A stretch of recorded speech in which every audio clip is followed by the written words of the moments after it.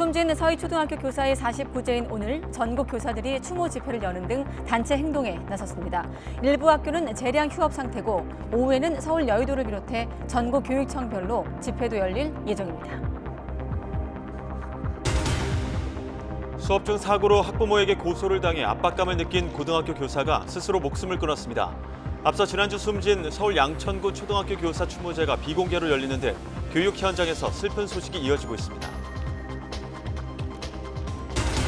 정치권은 오늘 공교육 멈춤의 날을 두고 실제 교사들의 참여 규모와 앞으로의 파장 등을 예의주시하고 있습니다. 이주호 교육부총리 겸 교육부 장관이 출석한 가운데 국민의힘은 교권 회복을, 민주당은 징계 방침 철회를 각각 강조했습니다. 정부가 연말까지 넉 달간 181조 원 금융 지원을 통해 수출을 전력 지원합니다. 중국인 단체 관광객 200만 명을 유치하기 위해 전자비자 발급 수수료 면제 등의 대책도 내놨습니다. 윤석열 대통령이 중국을 향해 북핵 개발이 중국의 국익에 바람직하지 않다고 강조했습니다. 그러면서 중국이 북한 비핵화를 위해 마땅히 건설적인 노력을 해야 한다고 밝혔습니다. 한낮엔 후텁지근한 데다 곳곳에 내리는 소나기로 습도가 높아져 더 덥게 느껴지겠습니다. 하지만 기상청은 일교차가 커 해가 지면 선선해지는 만큼 두꺼운 옷을 챙길 것을 당부했습니다. 여러분 안녕하십니까? 가장 빠른 종합뉴스 뉴스큐 시작합니다. 오늘 월요일이지만 초등학교 등교길이 대체로 한산했습니다. 서희초 교사 사망 49제인 오늘 교사들이 집단으로 연가나 병가 등을 활용한 공교육 멈춤이 진행이 됐습니다. 잠시 뒤에 현장 연결하고 담당 취재기자와 함께 다시 종합해 보겠습니다. 정치권도 교권 회복엔 한 목소리지만 집단 행동에는 온도차를 보이고 있습니다. 대통령 지지율, 민주당 이재명 대표 단식 닷새째를 포함해 주말 거친 전국 정리합니다. 네, 월요일 뉴스큐 국회로 먼저 가보겠습니다. 숨진 서희초 교사 49제인 오늘 전국 교사들이 국회와 각 시도교육청 앞에 모여 교권 회복을 위한 관련법 개정 촉구에 나섰습니다. 네, 전국 37개 학교가 임시 휴업을 한 가운데 서희초에서는 별도 추모식이 열렸는데요. 현장에 나가 있는 취재기자 연결해 보겠습니다. 신지원 기자. 네, 국회의사당 앞입니다. 네, 오늘 대규모 추모 집회 언제 열립니까? 네, 국회 앞에는 검은 옷을 입은 교사들이 하나둘씩 모여들고 있습니다. 숨진 서희초 교사를 추모하고 교권 확립을 촉구하는 교사들의 대규모 집회는 오늘 오후 4시 반 묵념과 함께 시작합니다. 집회에 참여한 사람들은 별도 마련된 추모 단상에 국화꽃 대신 카네이션을 헌화하고 있는데요. 서희초 교사의 유가족이 쓴 편지를 읽고 유치원, 초중, 고등학교 교사들이 무대에 올라 교권 회복을 촉구할 예정입니다. 서울뿐만 아니라 전국 각 시도교육청 앞에서도 동시다발 집회가 열리는데요. 전국 교사들은 진상규명과 교권 확립을 위한 관련법 개정, 그리고 오늘 하루 연가를 낸 교사들에 대한 교육부의 징계 방침 철회를 요구하고 있습니다.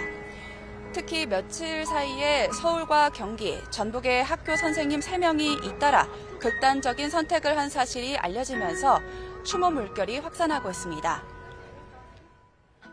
네, 앞서 서희초등학교에서 열린 추모제에는 이주호 교육부 장관도 참석했는데 분위기는 어땠습니까? 네, 오후 3시에는 엄숙한 분위기 속에 서울 서희초등학교 강당에서 추모제가 열렸습니다. 이 자리에는 유가족과 조희연 서울시 교육감, 임태희 경기도 교육감 등이 함께했고 이주호 교육부 장관도 일정을 조율해서 참여했습니다. 이 장관은 서희초 교사의 사망 이후 학교에 닥친 위기를 직면하게 됐다며 앞으로도 선생님들의 목소리에 귀 기울이며 교육 현장을 살피겠다고 밝혔습니다. 이 장관은 주말인 어제 긴급 호소문을 발표하고 학생들의 학습권을 지켜달라고 전국 교사들에게 당부했는데요. 교사들의 집단 행동을 불법 행위로 보고 법과 원칙대로 엄정 대응하겠다는 방침에는 변화가 없어 보입니다. 교육부는 그동안 각 시도교육청을 통해 연가에 참여하는 교사들의 인원을 파악하고 임시 휴업에 나선 학교 현황을 집계해왔습니다. 교육부 집계에 따르면 오늘 오전까지 재량 휴업에 참여한 초등학교는 서울과 세종, 광주, 충남 등 전국 37개 교로 파악됐습니다. 그러나 개인적으로 휴가를 낸 교사들이 얼마나 되는지는 아직 정확히 파악되지 않고 있습니다. 지금까지 국회 추모 집회 현장 앞에서 YTN 신지원입니다. 네, 그런데 이런 분위기 속에서 어제 경기도 용인에서 정년을 1년 앞둔 현직 고등학교 교사가 스스로 세상을 등진 채 등산로에서 발견됐습니다. 네, 유족들은 최근 수업 중 일어난 사고와 관련해 고인이 학부모에게 경찰에 고소를 당하는 등 심한 압박감을 느껴왔다고 주장했습니다. 자세한 내용 취재기자 연결해 알아보겠습니다. 윤태인 기자. 네, 사회부입니다. 네, 어제 숨진 교사 학부모한테 고소를 당했다고 했는데 구체적으로 어떤 일이 있었던 겁니까? 어제 숨진 채 발견된 교사는 정년 퇴임을 1년 앞둔 경기도 용인시 한 고등학교 소속의 60대 체육교사 A씨입니다. 지난 6월 말 장염을 앓던 A씨는 수업 도중 잠시 자리를 비웠는데요. 그때 운동장 구령대에서 쉬고 있던 여학생이 다른 남학생이 찬 공에 눈을 맞았습니다. 피해 학생은 수술이 필요할 정도로 크게 다쳤고 이후 시험을 보는데도 지장이 있었던 것으로 전해졌습니다. 그러자 피해 학생 부모는 안전관리 소홀을 문제 삼아 A씨를 경찰에 고소하고 교육청에도 감사를 요청했습니다. 유족들은 이 일로 A씨가 심한 압박감을 느껴왔다고 주장합니다. 직접 들어보시겠습니다.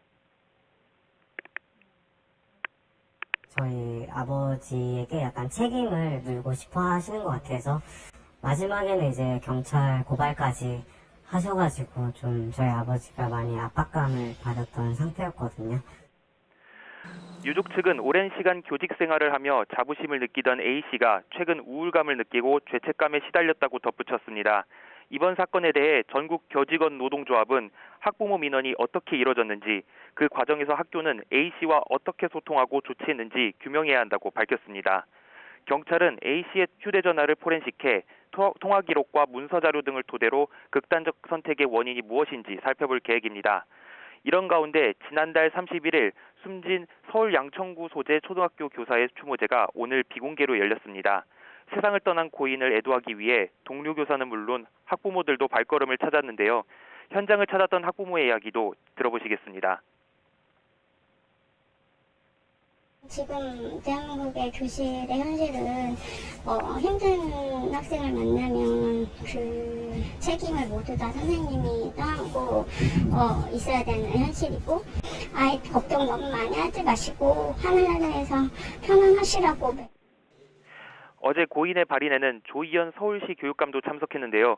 조 교육감은 교사가 고통받은 부분이 있다면 철저히 조사하겠다고 약속하기도 했습니다. 지금까지 사회부에서 전해드렸습니다. 지난달 말 서울 양천구 소재 초등학교 교사가 극단적 선택을 한 이유는 학생 생활 지도와 학부모 민원 때문이었다며 순직을 인정해야 한다는 주장이 나왔습니다. 서울 교사노동조합은 오늘 보도자료를 통해 고인이 생전 폭력적 성향을 가진 학생을 지도하면서 어려움을 겪어왔다는 학부모 제보를 받았다며 이같이 밝혔습니다. 노조는 고인이 어떤 민원을 들었는지 밝혀진 건 없지만 학생 교육과 민원으로 많은 고충을 겪었을 거라며 공무상 재해임을 강조했습니다. 이런 가운데 전북 군산에서 투신해 숨진 초등학교 교사의 사인이 업무 과다일 수 있다는 추측이 제기됐습니다. 전북 교사노조는 오늘 성명을 내고 숨진 A 교사가 승진 문제로 갈등이 있었다는 잘못된 정보가 확대 재생산되고 있다면서 철저한 진상규명과 순직 인정을 촉구했습니다. 그러면서 동료 교사 등을 상대로 자체 조사한 결과 A 교사가 특정 교원과의 갈등과 업무 과다로 힘들어했다는 증언이 있다고 덧붙였습니다. 정치권은 오늘 공교육 멈춤의 날을 두고 실제 교사들의 참여 규모와 앞으로의 파장 등을 예의주시하는 분위기인데요. 이주호 부총리 겸 교육부 장관이 오늘 국회 예산결산특별위원회에 출석한 가운데 국민의힘은 교권 회복을, 민주당은 징계 방침 철회를 강조했습니다. 취재기자 연결합니다. 권남기 기자. 네, 국회입니다. 이주호 교육부 장관 오늘 국회 출석했죠. 공교육의 멈춤의 날을 두고 여야에서 어떤 얘기 나왔습니까? 네, 오전부터 열린 예결위에선 이주호 부총리 겸 교육부 장관을 상대로 교사들의 집단 연가 등을 둘러싼 질의가 나왔는데요. 야당은 교육부가 집단행동 관련 엄정 대응 방침을 밝힌 것을 두고 날을 세웠고, 여당은 교권 회복을 강조하며 학생 인권 조례를 에둘러 지적했습니다.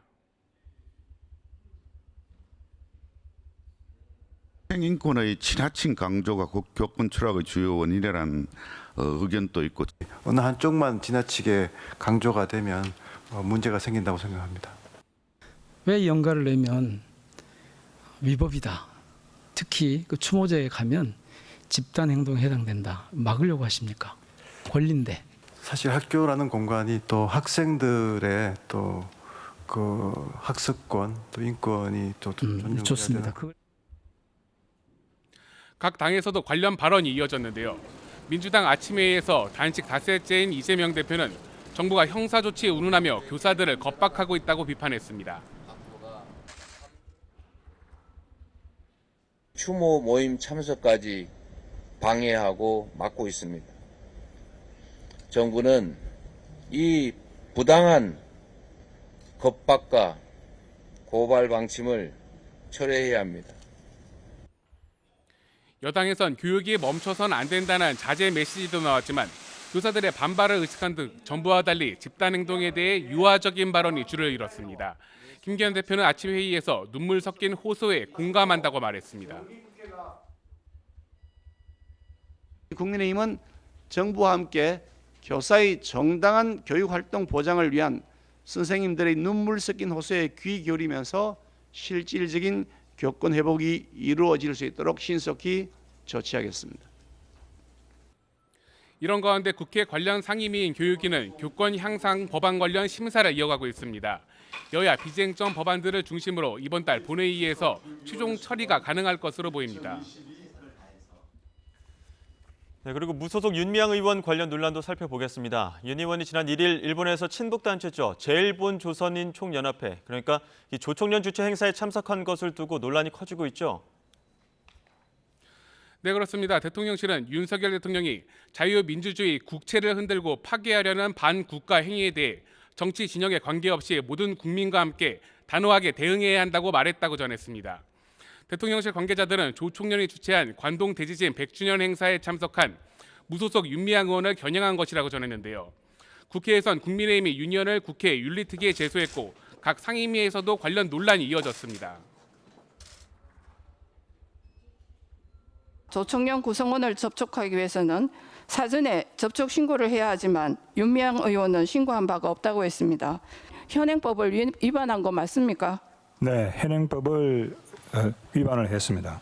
윤미향 의원께서 이 문제와 관련해서 색깔론이다 이런 주장을 펴고 계십니다만은 법에는 색깔이 없다라고 하는 점을 분명히 말씀을 드리고, 국민의힘은 민주당을 향해서도 윤미향 의원을 제명해야 한다고 촉구했는데 민주당은 이에 대해 아직 논의된 바가 없다고 밝혔습니다. 윤 의원은 앞서 SNS를 통해 자신이 참여한 건 일본 시민사회단체와 동포단체로 구성된 추도실행위원회가 주최한 행사였고 조총련은 주최 측 단체 가운데 하나라고 주장했습니다. 다른 회의 일정도 살펴보겠습니다. 국회 정무위엔 이복현 금감원장이 출석했죠. 네, 그렇습니다. 오후에 열린 국회 정무위에선 금감원이 다선 국회의원 등이 라인펀드 환매 중단 직전 투자금을 특혜성으로 돌려받았다고 공개한 것을 두고 공방이 오갔습니다. 앞서 당사자로 알려진 민주당 김상희 의원이 강하게 반발한 데 이어 야당 의원들은 금감원이 사실상 정치적인 결정을 한 게 아니냐고 몰아붙였습니다. 왜 감독원장이 수사 영역에 있는 것을 조사를 빌미로 해서 발표를 해서 설령 그 사람에게 확정되지 않은 명예훼손을 하고 명백한 불법인 거고 불법에 의한 환매인 건 맞는 거고 이런 어떤 상황이 반복되지 않도록 하기 위해서 국민들께 알릴 필요가 있다고 생각하고 저는 거꾸로 거기서 특정 수익자들 빼는 게 오히려 저는 직무유예라고 생각합니다. 국민의 알 권리를 위해 원칙대로 한 것이란 이 위원장에 이어 여당 의원들 역시 금감원의 통상적 조치라며 엄호에 나섰습니다. 오늘 오전부터 열린 국회 과방위엔 이동관 방통위원장과 유국희 원안위원장 등이 출석했습니다. 민주당이 앞서 이동관 위원장을 인정할 수 없다며 아예 질의하지 않을 방침이라고 밝힌 가운데 국민의힘은 김만배 씨 허위 인터뷰 의혹을 부각했습니다. 뉴스타파 관련 김만배 씨 인터뷰 기사입니다. 검찰 조사 결과 사실이 아닌 걸로 이제 드러나고 있는데 가짜 뉴스의 악순환의 사이클에 그치는 것이 아니고 대선판에 영향을 줄 수 있는 중대 범죄 행위, 즉 국기문란 행위라고 생각되기 때문에. 반면 민주당은 유국희 원안위원장을 상대로 일본 후쿠시마 원전 오염수의 방류와 관련해 안전성 등을 따져 물었습니다. 그러니까요, 안전하냐고요. 안전합니까? 안전하다고 말씀드리는 게 아니고 계획상으로는 안전하게 수립이 되어 있는데 이 부분이 계획대로 이행되는가 하는 부분은 지금 야당이 박효철의 국제 공동회의 등을 개최하며 공세를 이어가는 가운데 여당은 가짜뉴스 공세라며 맞서는 만큼 오염수 방류를 둘러싼 정치권 공방은 당분간 이어질 전망입니다. 지금까지 국회에서 전해드렸습니다. 대통령실은 윤미향 의원과 관련해 국민 세금을 받는 국회의원이 반국가 단체 행사에 참석해 남조선 괴뢰정당 같은 말을 듣고 끝까지 앉아있는 걸 우리 국민이 이해하지 못할 것이라고 강조했습니다. 대통령실 관계자는 오늘 공식 브리핑을 통해 조 총련은 우리 대법원이 국가보안법상 반국가 단체라고 확정 판결 내린 바 있다며 이같이 말했습니다. 또 문재인 전 대통령이 홍범도 장군 흉상 철거와 관련해서는 대통령실이 나서지 않은 게 문제가 아니라 전직 대통령이 지나치게 나서는 게 문제라고 비판했습니다. 이어 대통령실은 정치 진영을 편의상 보수와 진보로 나누기도 하고 좌파, 우파로 나누기도 하는데 우리의 헌법적 가치, 즉 자유민주주의와 시장경제라는 기본 원칙을 지킨다는 전제하에서 좌우파나 보수, 진보가 성립한다고 강조했습니다. 쌍방울 그룹의 대북 송금 의혹을 수사하는 검찰이 오늘 오전 예정된 더불어민주당 이재명 대표에 대한 피의자 조사가 무산됐다며 유감 입장을 밝혔습니다. 수원지방검찰청은 국회 일정이 없는 날짜를 골라 사전에 충분한 기간을 두고 출석을 요청했지만 이 대표가 2차례 연속 불출석했다면서 이같이 말했습니다. 또 검찰은 이 대표의 단식으로 조사에 지장이 초래되고 있다고 주장하면서 일반적인 피의자 출석과 조사 절차에 응해줄 것을 다시 한번 촉구한다고 덧붙였습니다. 더불어민주당은 이 같은 검찰 주장에 대해 이 대표의 수사와 단식은 무관하다고 반박했습니다. 권칠승 수석 대변인은 오늘 국회에서 기자들과 만나 검찰이 출석을 거부해 오늘 소환 조사가 무산됐다며 이번 주는 국회 일정상 조사가 불가능한 만큼 다음 주 소환 요청이 오면 이 대표가 응할 거라고 밝혔습니다. 이어 검찰이 이 대표의 단식으로 조사가 늦춰지고 있다는 입장을 낸 것과 관련해 사실과 다른 얘기라고 생각된다고 일축했습니다. 네, 윤석열 대통령이 오는 G20 정상회의에서 북한의 핵미사일 개발을 위한 각종 불법 활동을 적극적으로 차단해야 한다는 점을 강조할 예정이라고 밝혔습니다. 중국을 향해서도 역할을 하라고 촉구했는데 시진핑 국가주석이 G20 회의에 불참할 것으로 알려지면서 한중 정상회담은 성사되지 않을 것으로 보입니다. 취재기자 연결하겠습니다. 강희경 기자. 대통령실입니다. 네, 윤석열 대통령 북한 핵미사일 위협에 대한 단호한 대응 방침을 거듭 밝혔는데 내용 더 전해주시죠. 네, 아세안 관련 정상회의와 G20 정상회의 순방 일정을 하루 앞두고 윤석열 대통령의 외신 서면 인터뷰가 공개됐습니다. 윤 대통령은 이번 순방에서 날로 고조되고 있는 북한의 핵미사일 위협에 맞서 국제사회가 단호히 대응하고 북한 비핵화를 위해 긴밀히 공조할 것을 촉구할 예정이라고 밝혔습니다. 특히 G20 회의에서는 핵미사일 개발의 주요 자금원인 가상자산 탈취와 해외 노동자 파견 등 북한의 불법 행위를 적극 차단해야 한다는 점을 강조하겠다고 말했습니다. 윤 대통령은 또 북한 정권의 권력 유지 수단으로 동원되고 있는 북한 주민의 참혹한 인권 실상에도 관심을 기울이자고 강조할 예정입니다. 북한의 체제 불안정성에 대해서도 언급했습니다. 윤 대통령은 북한이 최근 들어 최악의 경제 상황에 놓인 것으로 평가된다고 밝혔는데요. 그런데도 부족한 재원을 핵미사일 개발에 탕진하고 있어서 북한 주민의 민생고가 심화하고 경제는 마이너스 성장을 하고 있다고 지적했습니다. 그러면서 북한이 핵 개발을 중단하지 않는다면 체제 불안정성은 계속 커질 거라고 압박 수위를 높였습니다. 네, 중국을 향해서도 북한 비핵화를 위한 역할을 촉구했죠? 네, 윤석열 대통령은 지난해 기준 대중무역이 북한 전체 무역의 96.7%를 차지할 정도로 중국이 북한에 대해 상당한 영향력을 가지고 있다고 평가했습니다. 중요한 건 중국이 이러한 영향력을 사용할지, 사용한다면 얼마나 어떻게 사용할지라고 말했는데요. 북한이 지금처럼 유엔 안보리 결의를 위반하는 상황이 이어진다면 중국이 안보리 상임이사국으로서 북한 비핵화를 위해 마땅히 건설적인 노력을 해야 한다고 촉구했습니다. 또 북한 핵 개발이 영내 질서의 불안을 키우는 등 중국의 국익 측면에서도 바람직하지 않다고 강조했습니다.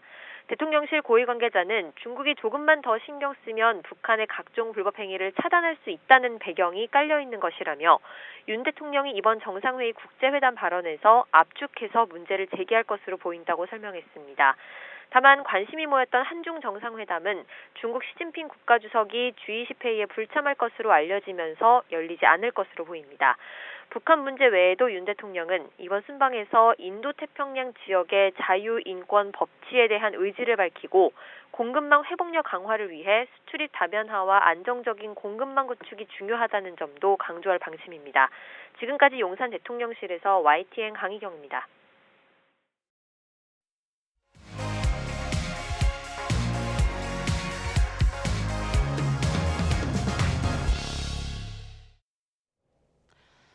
네, 오늘 국회에 출석한 이동관 방통위원장이 원 스트라이크 아웃 도입을 언급했습니다. 발언의 배경과 의미 짚어보겠습니다.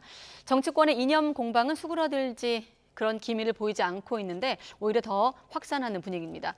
정치권 주요 이슈, 오늘은 김행 전 청와대 대변인 또 박수현 전 청와대 국민소통 수석 두 분과 함께하겠습니다. 안녕하십니까? 네, 안녕하십니까? 네.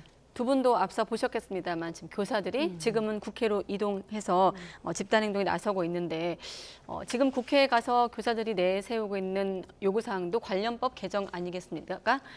정치권도 대체로 이제 공감하는 분위기인데 여야 온도 차가 있는 것 같고 이번 쭉 보셨을 텐데 어떤 대응이 좀 필요하다고 보십니까? 일단 지난번에 그 서초초등학교 교사 네. 그 49제 추모식 과 함께 진행이 되고 있고 최근에 이제 잇따라서 세 분의 또 교사가 극단적인 선택을 해서 사실 상당히 충격적이에요.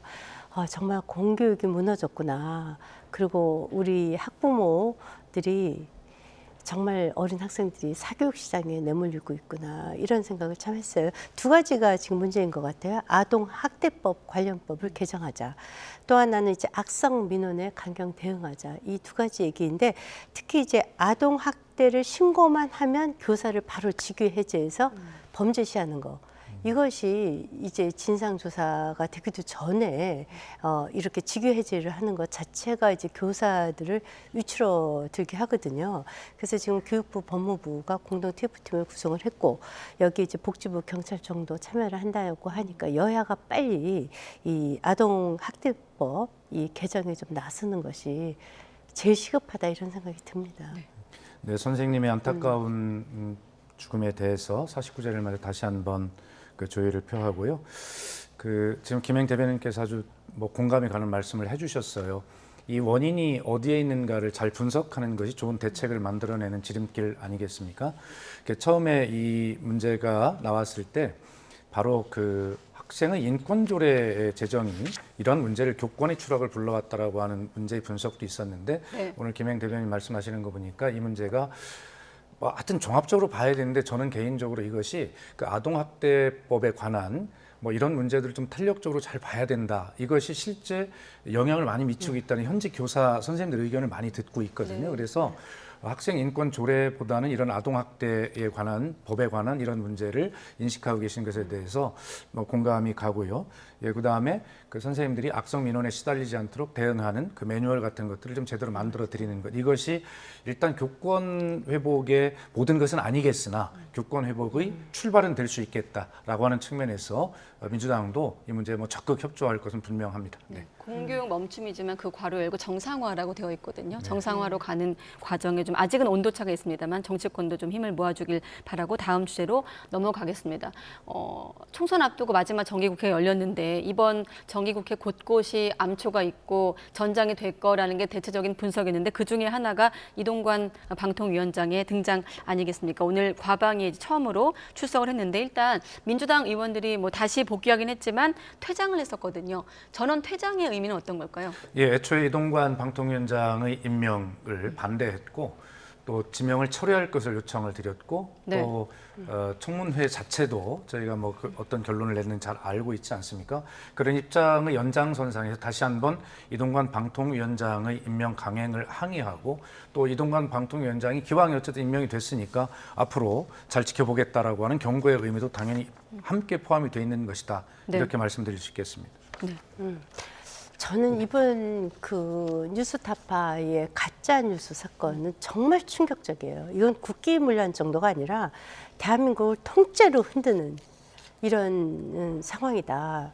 이것을 시계열적으로 보면요. 2021년 9월 15일 날 신학님 전 언론노조위원장이 뉴스타파를 설득을 해서 강제 인터뷰를, 가짜 인터뷰를 하게 됩니다. 네. 그때 당시에 윤석열 당시 후보가 그 부산저축은행의 그 중요한 그 브로커인 조우영 씨의 수사를 무마해줬다. 커피를 사주면서. 네. 이 내용을 가짜 인터뷰한 게 드러난 거예요. 자, 이게 좀 설명이 필요해서 저희가 네네. 준비한 게 있으니까 네, 대변인 좀 말씀과 함께 보시겠습니까? 먼저 좀 보여주시죠. 네네. 네, 네, 말씀하시죠. 예. 네.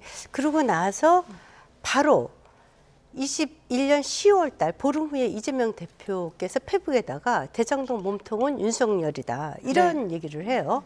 그래서 이제 수사가 시작이 됩니다. 12월 달에 문재인 검찰에서 수사를 했어요. 네. 그래서 이것이 허위이다라는 것이 밝혀졌음에도 불구하고 언론에 보도를 하지 않고 문제 제기를 하지 않습니다.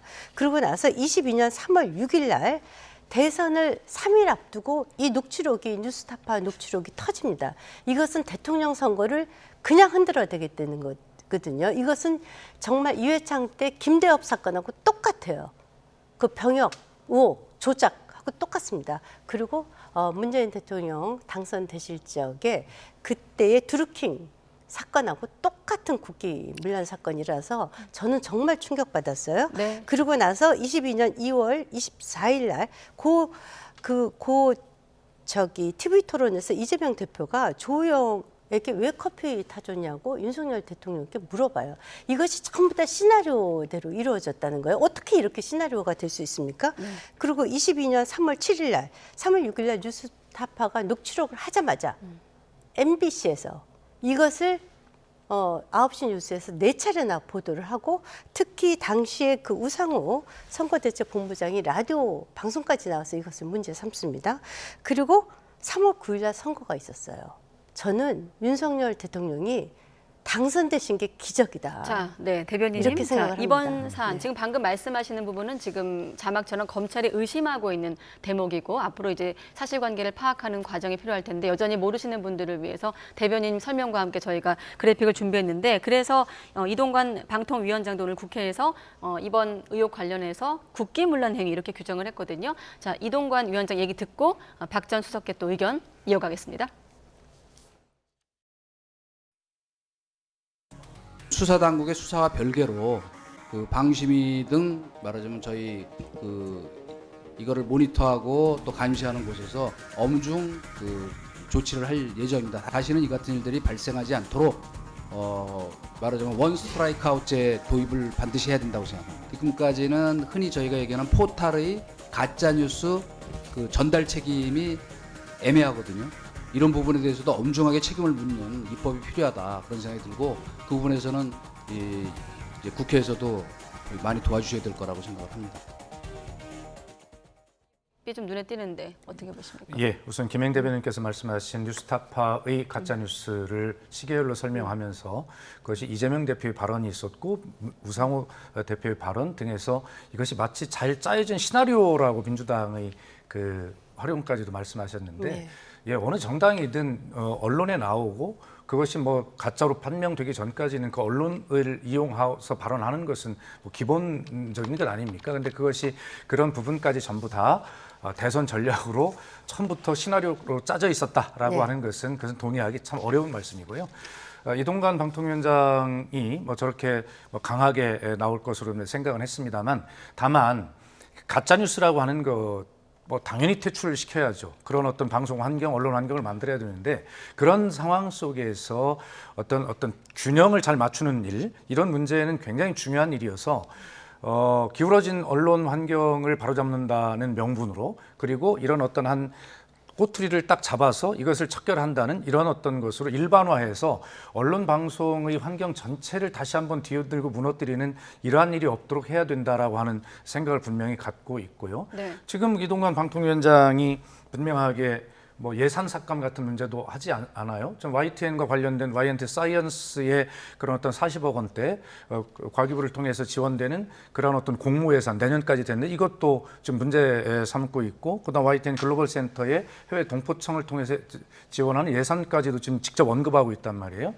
이렇게 방송국이 언론이 노력을 해서 정부 지원 예산을 확보한 이런 문제까지도 문제를 삼는다면 결과적으로 예산 지원을 좌지우지하면서 방송 언론을 길들이겠다라고 하는 그런 어떤 의도로밖에 보이지 않기 때문에 첫날부터 너무 과한 그런 어떤 그 편향성을 드러내 보이고 있다라는 말씀을 드리지 않을 수 없습니다. 제가 이 사건은 그냥 자시할 수 없는 사건인 게요. 브로커 조호영 씨가 당시에 김만배로부터 윤이 아니고 박모 그 검사였었는데 윤석열이 커피 타줬다라고 얘기해라. 그래서 그렇게 얘기를 했다라고 검찰에서 진술까지 했습니다. 그러니까 윤석열 후보와는 전혀 상관이 없었던 것입니다. 남욱 씨가 미국에서 귀국하면서 그때도 똑같은 얘기를 합니다. 그렇게 회유를 받았지만 조호영한테 직접 들은 것이 아니고 김만배한테 들었다. 이건 김만배와 이재명의 아주 짜여진 각본이라는 의심을 정말 지울 수가 없어요. 그 유동규 씨가 이렇게 얘기했어요. 김만배와 이재명은 한 몸통이다. 공동 운명체이자 대선 기간 내내 이재명이 대통령만 되면 당신들 모두 3개월 내에 전부 다 무죄가 되니까 걱정하지 말라. 이렇게 회유했다고 하고요. 2013년도 통진당의 내란 사건 때부터 그 통진당 계열의 청소업체의 그 나눔 환경에 특혜를 주면서부터 이재명 대표는 그 당시에 통진당 그리고 김만배 등등과 굉장히 긴밀한 관계를 가졌고 그래서 그 통진당 사태 때 여론을 막아준 것도 김만배이다. 그리고 자 이재명 대표가 페이스북에 뉴스타파의 보도가 나오자마자 윤석열 후보가 부산저축은행 수사 주인 검사로서 대장동 대출건을 수사하지 않은 이유가 뭐냐 이렇게 갑자기 따져 물어요. 그리고 구속될 사람은 이재명이 아니라 윤석열이다. 대장동 사건의 몸통은 윤석열이다.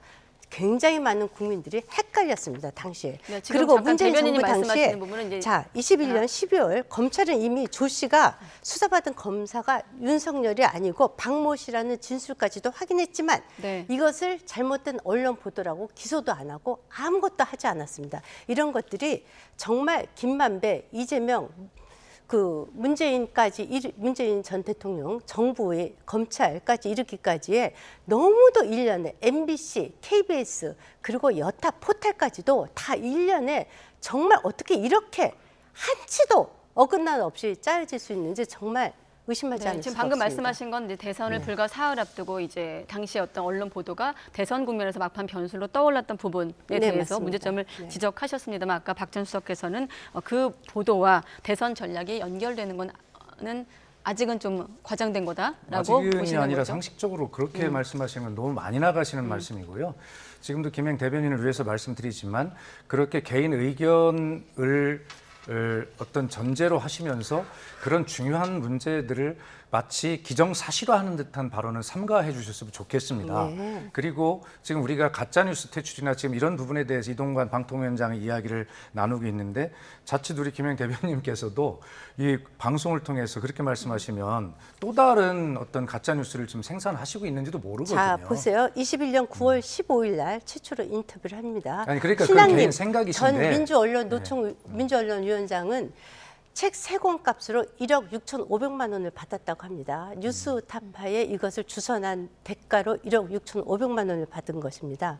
책 3권이 한 권당 5천만 원이 넘는다는 것은 비상식적이에요. 그리고 9월 15일 날 인터뷰를 했으면요. 그 바로 직후에 못 돼도 그달 안에 보도하는 것이 맞습니다. 근데 6개월 후에 대선 3일 앞두고 갑자기 뉴스타파에서 이거를 보도하고 기다렸다는 듯이 MBC에서 네 꼭지나 저녁 뉴스에서 이것을 보도를 합니다.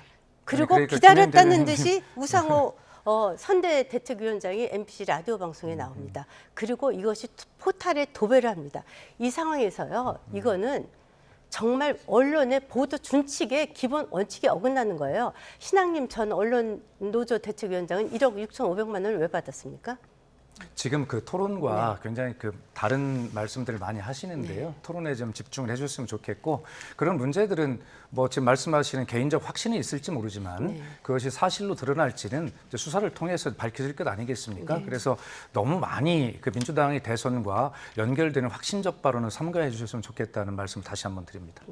저는 이것은 도저히 그냥 묵과할 수 없는 사건이라고 보고요. 일단은 반드시 아무튼 수사해야 검찰도 지금 말씀하신 부분을 그 의도에 주목을 하면서 수사를 하고 있기 때문에 수사 결과를 통해서 좀 확인할 대목들이 있어 보이는데, 자, 끝으로 이 문제 관련해서 어쨌든 문제점이 발견됐고 검찰도 압수물 분석을 마치는 대로 소환할 방침이라고 했거든요. 어떤 점을 좀 확인했으면 좋겠습니까? 지금 뭐 김행 대변인께서 말씀하시는 그 의심스러운 점 다 확인해야죠. 그렇죠. 특히 그것이 민주당의 대선 전략과 치밀하게 짜여진 시나리오라고 지금 주장을 하셨는데 그 부분도 명확하게 밝혀주시기 바랍니다. 저는 그렇게 생각하고 제2의 김대엽 사건, 제2의 병풍 사건이라고 저는 보고요.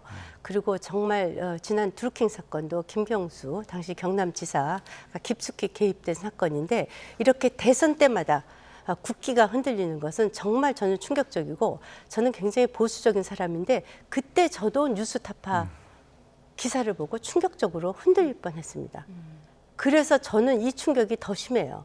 어떻게 대선을 3일 앞두고 6개월 전에 했던 인터뷰가 이렇게 쏟아져서 나오고 1년의 과정이 이루어질 수 있는지에 대해서 정말 대변인님 의심하지 말씀이 않을 수 대체로 좀 더 없습니다. 길기 때문에 제가 조금 더 시간 드리면 혹시 예, 덧붙이시면 그러니까 지금 하시는 말씀 알겠는데 이동관 방통위원장의 임명과 더불어서 이 언론개혁이라고 하는 이름 아래 진행되는 뭐 저희들 표현으로 언론 장악이 어떻게 진행되는지 저희들은 지켜보겠다는 뜻이고, 지금 김행 대변인께서 말씀하시는 그런 부분은 예를 대선 때마다 어떻게 이런 일이 있냐라고 하시는데, 예를 들어서 총풍 사건을 일으켰던 보수 정당이 그렇게 대선 때마다 민주당이 개입이 됐다라는 식의 그런 말씀은 사실 하실 자격이 없는 것 아닌가 이런 생각이 들고, 그런 건 서로 피장파장이기 때문에 어쨌든 이 문제는 사실관계에 입각해서 이야기를 하자는 말씀을 다시 한번 드립니다. 알겠습니다. 피장파장은 아닙니다.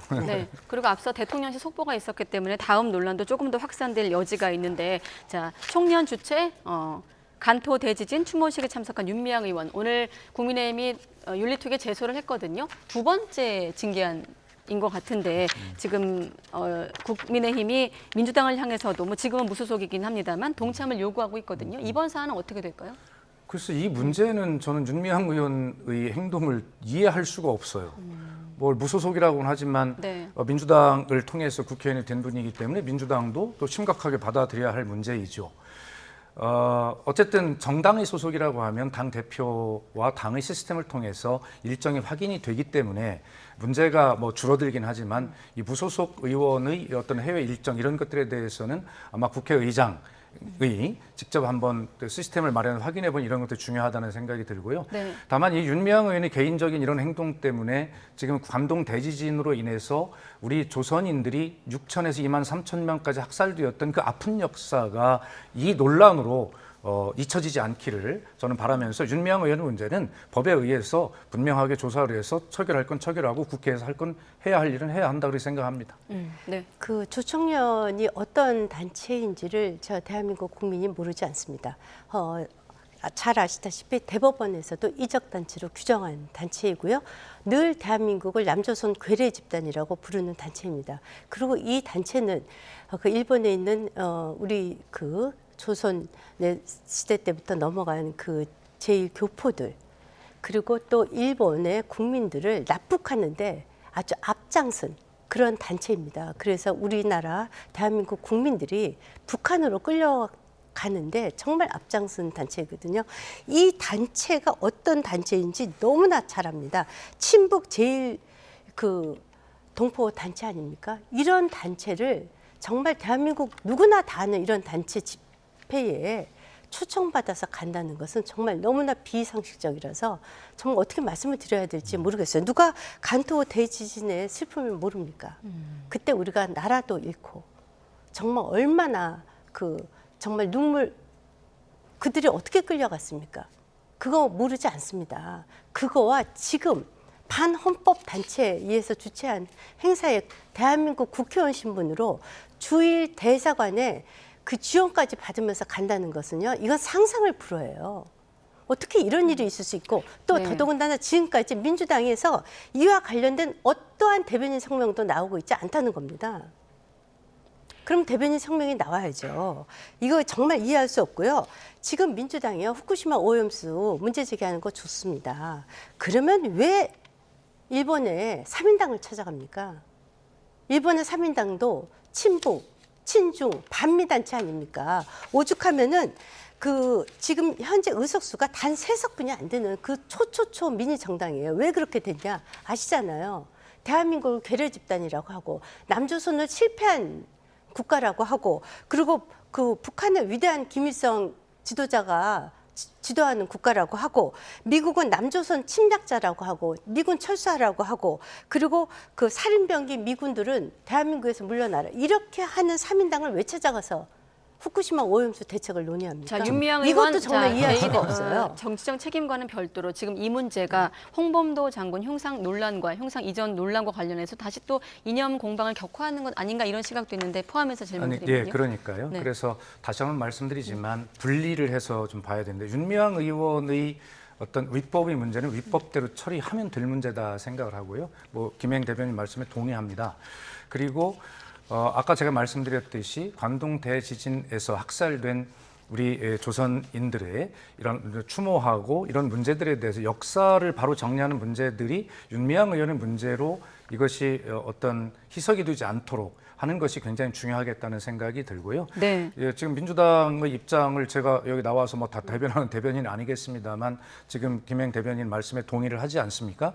그래서 그 문제가 뭐 그 문제는 그 문제대로 처리하고 또 이 문제는 이 문제대로 보고요. 이렇게 좀 구분해서 볼 줄 아는 뭐 그러한 지혜가 있었으면 좋겠다는 생각을 다시 한번 하고 이것이 자칫 말씀하신 대로 지금 격화되어 있는 이념 논쟁에 어떤 다시 기름을 붓는 이런 도화선이 되지 않았으면 좋겠습니다. 네, 알겠습니다. 마침 두 분 다 간토 대지진, 관동 대지진 100주년에 대해서 의미를 부여하고 계시기 때문에 혹시라도 궁금하신 분들은 저희 김세호 도쿄 특파원이 또 취재한 리포트가 있거든요.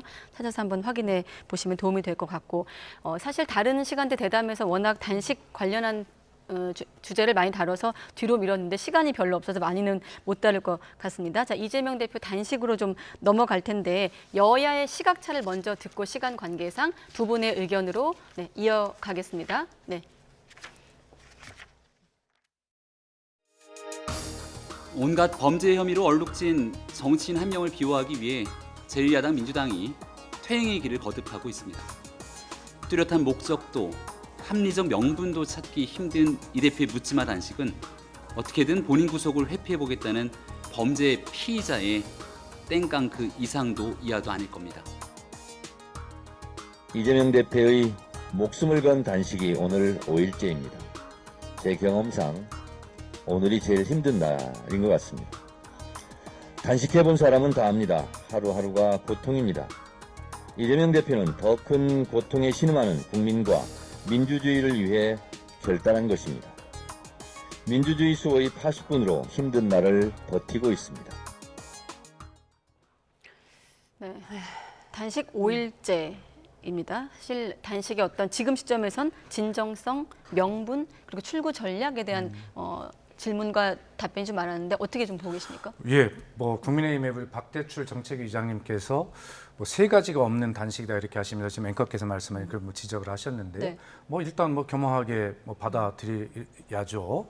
그러나 중요한 것은 제1야당의 대표, 대통령 후보였던 국민의 절반이 지지했던 분의 단식입니다.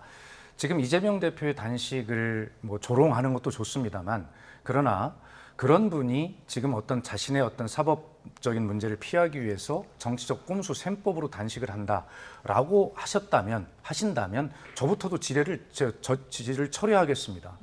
지켜봐 주시고 과연 이 제1야당 대표가 왜 단식에 들어갔는가, 뭐 뚜렷한 단식의 목표가 없다, 명분이 없다라고만 하지 마시고 전체적으로 우리 집권 여당은 제1야당 대표가 단식을 하는 이 상황에 우리는 지금 잘하고 있는 건가?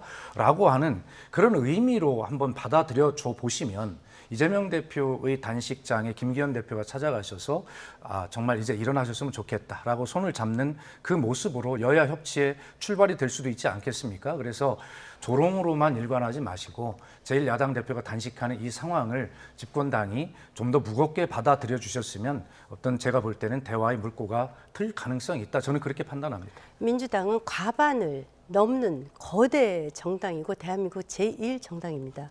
국회 내에서 얼마든지 문제를 풀 수 있어요. 무능 폭력 정권에 항의하는 방법은 국회에서 항의하는 겁니다. 그런데 뜬금없이 단식을 했어요. 일단 지난 3월에 그 불체포 특권 포기하지 않았고 방탄 국회 열었습니다. 그리고 얼마 전에는 또 비회기 때 나를 출석 요구해달라고 또 꼼수를 폈어요. 그러더니 이번에 이제 단식위에 들어간 겁니다. 박지원 전 국정원장이 이렇게 얘기했어요. 정치인이 절대로 해서는 안 되는 것. 삭발, 단식, 그리고 의원직 사퇴다. 왜냐하면 삭발해도 머리는 길고 또 기르고 단식해도 굶어 죽지 않고 실제로 의원직 사퇴한 사람도 한 명도 없다. 이 세 가지는 절대로 해서는 안 되는 정치 쇼다. 이렇게 얘기를 했는데요. 사실 지난주 목요일부터 단식을 하셨어요. 지금 보온병으로 뭘 드시는지 모르겠어요. 지금 보온병 얘기 갖고도 말이 많지 않습니까? 5일째, 6일째 되면요. 지금 병원에 계셔야 돼요. 출퇴근 단식을 하고 계세요.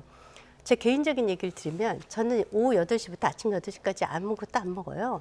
간헐적 단식이라고 해요. 그게 건강에 좋다고 합니다. 건강이 더 좋아지셨으면 좋겠어요.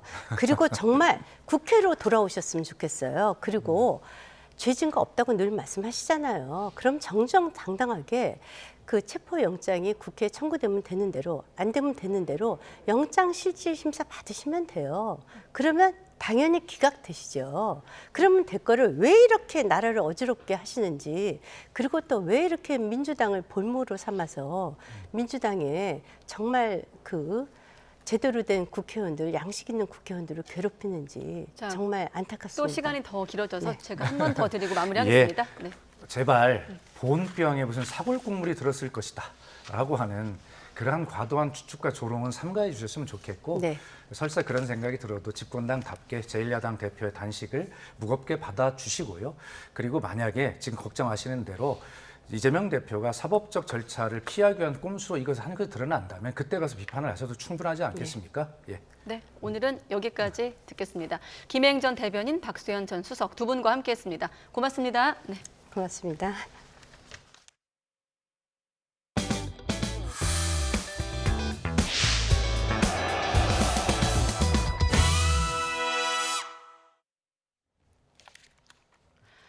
네, 우리 경제가 이른바 상저하고로 갈 수 있을지, L자형 불황에 빠질지 그 길목에 서 있는데요. 정부가 연말까지 181조 원 금융 지원을 통해서 수출을 총력 지원하기로 했습니다. 중국인 단체 관광객은 연내 200만 명 유치 목표를 세우기도 했는데 취재 기자 연결해서 좀 더 들어보겠습니다. 이승은 기자. 네, 경제부입니다. 네, 지난 7월에 산업 동향이 좋지 않은 걸로 알고 있는데 지난 8월 수출 개선 조짐을 보였습니다. 오늘 정부 대책이 어떻게 나왔습니까? 네, 정부는 여름 휴가철인 지난달에도 수출 감소폭이 완화됐고 대중국 수출도 100억 달러를 넘어서 예상보다 양호했다며 경제가 회복 초입에 있다고 진단했습니다. 그러면서 4분기 중에는 수출이 플러스로 전환될 것으로 기대한다고 밝혔습니다. 정부는 수출 반등을 촉진하기 위해 연말까지 무역과 수출에 181조 원을 공급하기로 했습니다. 주력 수출 산업 경쟁력 강화를 위해 LH 등 공공기관의 용인 반도체 국가산업단지 조성에 예비 타당성 조사 면제를 추진해서 산단 조성 기간을 단축합니다. 내년부터는 국가 첨단 전략산업 유통기업의 경우 투자금의 최대 절반까지 보조금을 지원합니다. 새로운 수출 동력을 만들기 위해 K콘텐츠 전략펀드는 1조 원 규모로 조성합니다. 올해 안에 한중 경제장관 회의와 기업 간 교류회를 열어서 중국과 경제 협력을 강화합니다. 다양한 기업이 수출할 수 있도록 수출 바우처 지원 규모도 대폭 늘어납니다. 네, 이번 달 말부터 6년여 만에 중국인 단체 관광객이 본격적으로 입국을 합니다. 예전만큼 돈을 쓰지 않는다고 하던데 관련 대책이 나왔다고요? 그렇습니다. 2019년 중국인 관광객은 600만 명에 이르렀고 여행 경비도 전체 외국인 평균보다 38% 더 썼습니다. 올해 들어 7월까지 입국한 중국인은 77만 명, 정부는 올해 중국인 관광객 200만 명 유치를 목표로 세웠습니다. 내수 소비 확대로 이어지면 GDP 성장에 0.16%포인트 기여하는 것으로 분석했습니다. 이에 따라 전자비자 발급 수수료 면제, 항공편과 크루즈 기항 확대 등의 대책을 내놨습니다. 문제는 경기 위축과 위안화 가치 절하 등에 지갑을 열지 않을 수 있다는 점입니다. 정부는 저가 관광을 퇴출하고 고부가 상품 개발을 추진하기로 했습니다. 지금까지 경제부에서 YTN 이승은입니다.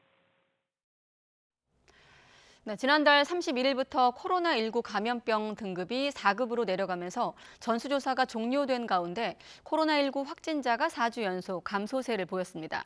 질병관리청은 지난달 27일부터 31일까지 코로나19 하루 평균 확진자가 3만 6천여 명으로 한 주 전보다 4.4% 정도 감소했다고 밝혔습니다.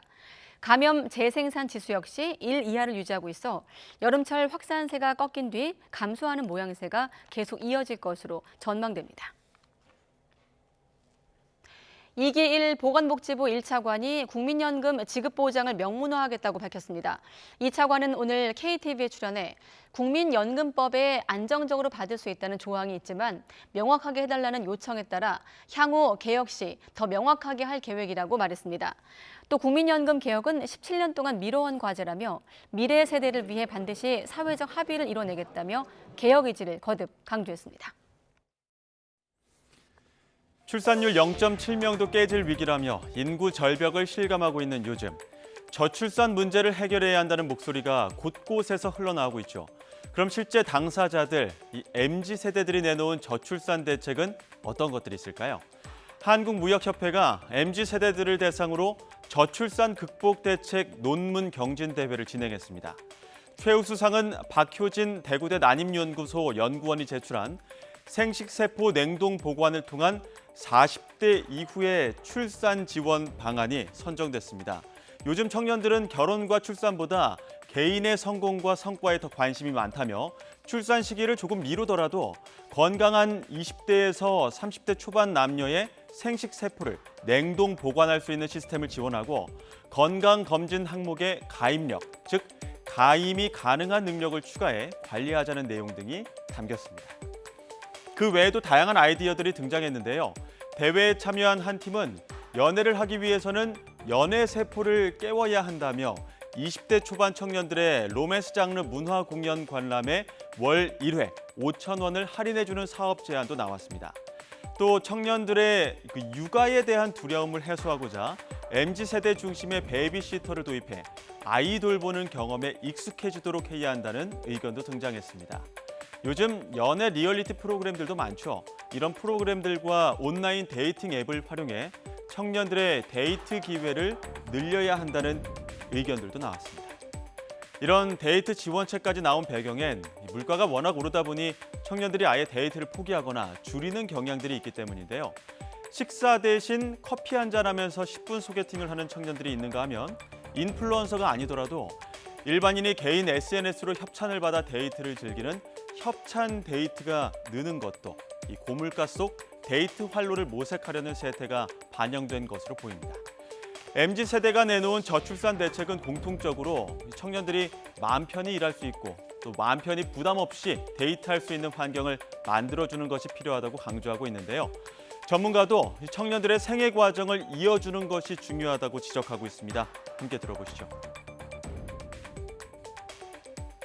청년들이 결혼을 안 하고 아이를 안 낳는 게 문제가 아니라 청년들이 생애과정 이행이 지금 멈춰 있는 게 문제예요. 종합적으로 봐야 됩니다.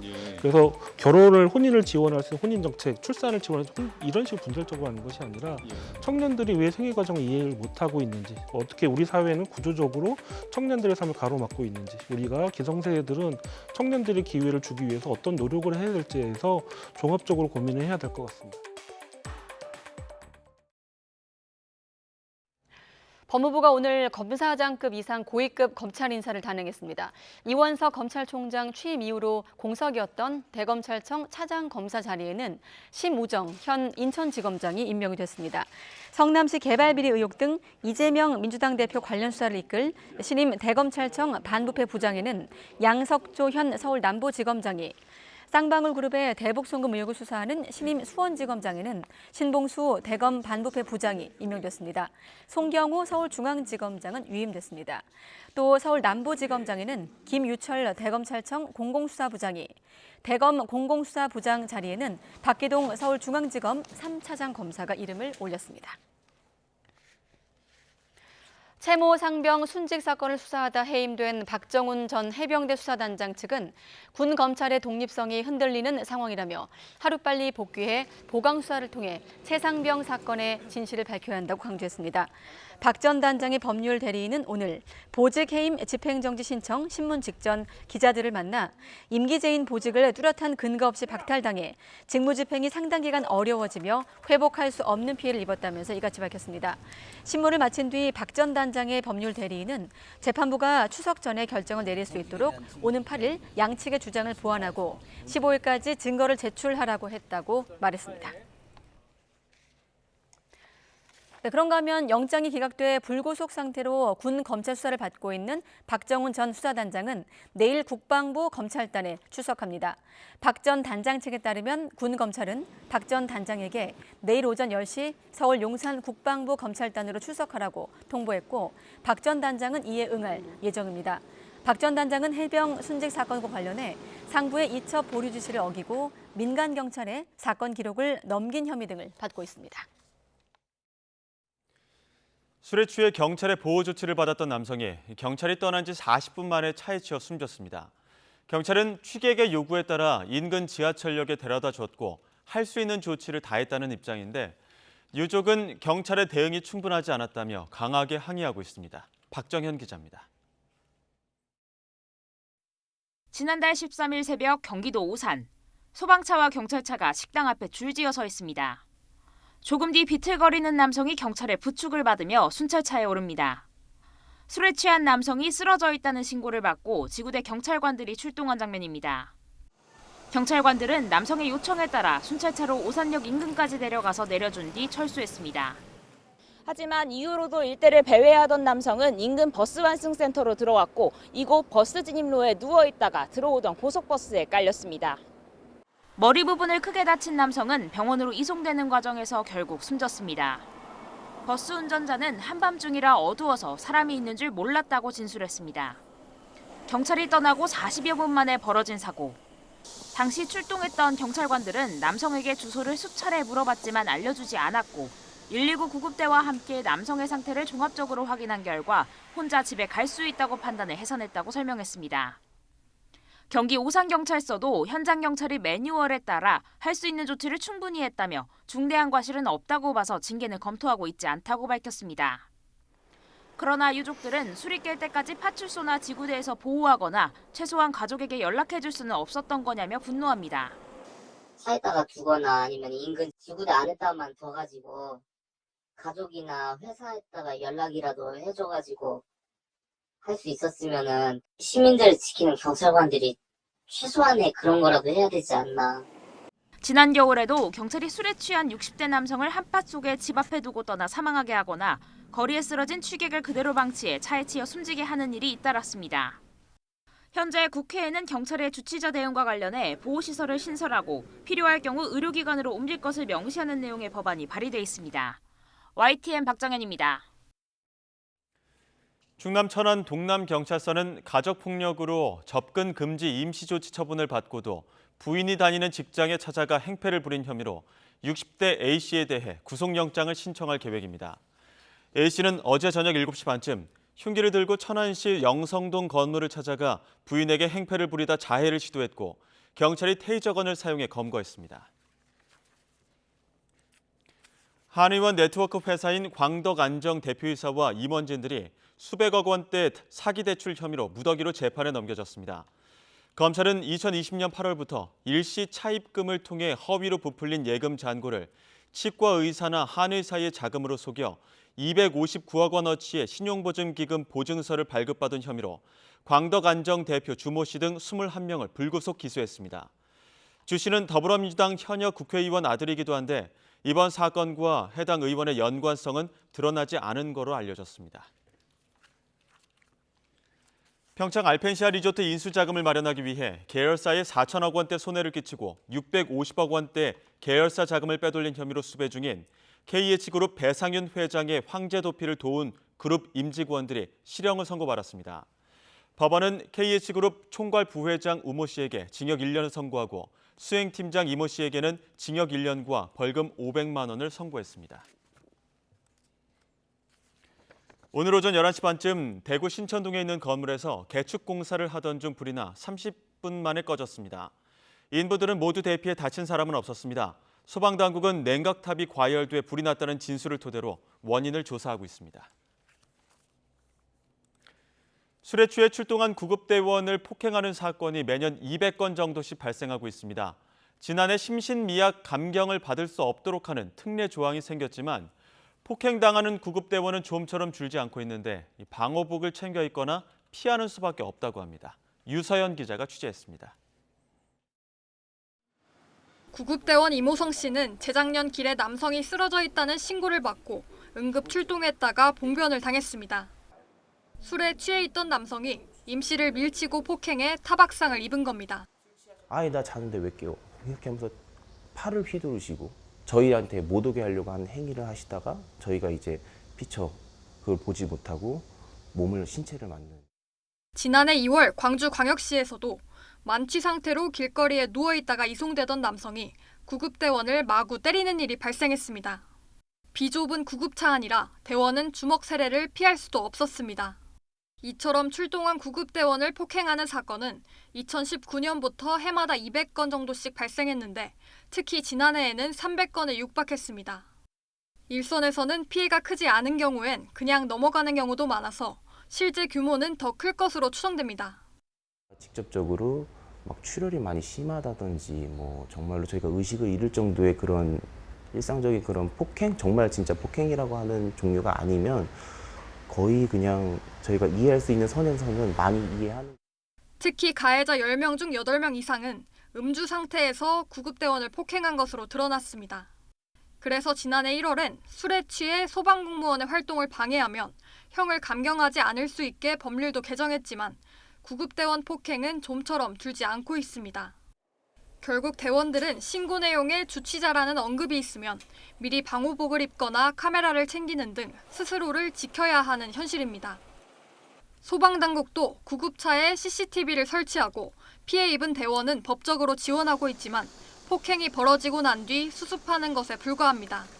상을 당했을 때 이제 구급대원의 어떤 인력에 대한 부분들의 결손이 생기는 부분들, 사실상 국민들이 누려야 되는 이런 구급 서비스에 상당한 좀 이제 장애물로 작용을 할 수가 있기 때문에 구급대원의 안전을 확보하고 또 안전하게 이 구급 활동들을 할 수 있게끔. 타인의 생명을 구하는 구급대원들이 오히려 안전을 위협받는 일이 없도록 지원하고 보호할 대책 마련이 시급해 보입니다. YTN 유서연입니다.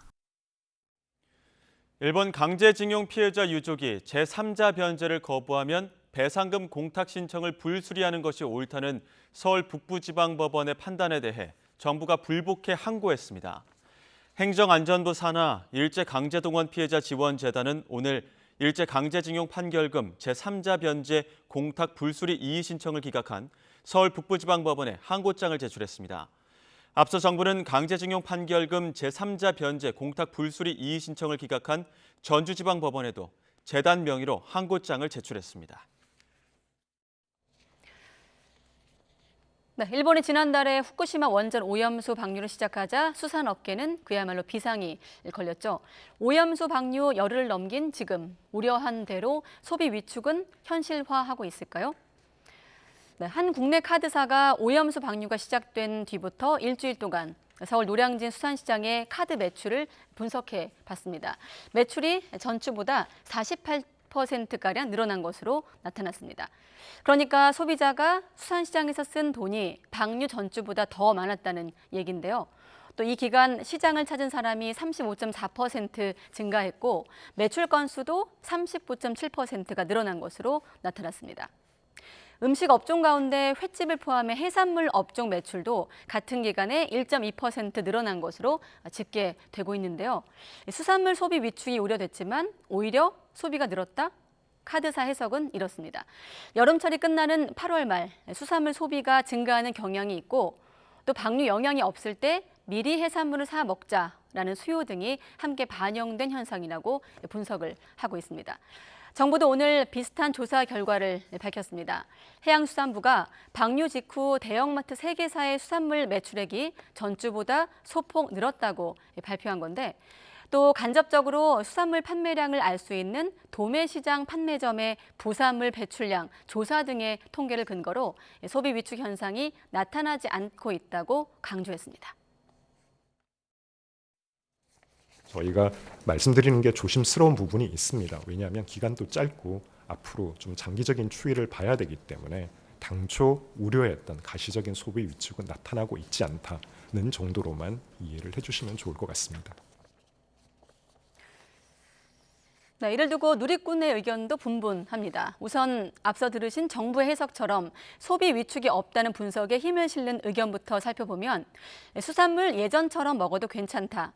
정치적인 선동 같다 이런 의견에서부터 방사능이 무섭다고 말하는 사람은 일부라면서 현실에선 신경 안 쓰는 사람이 더 많다 이런 댓글도 있었습니다.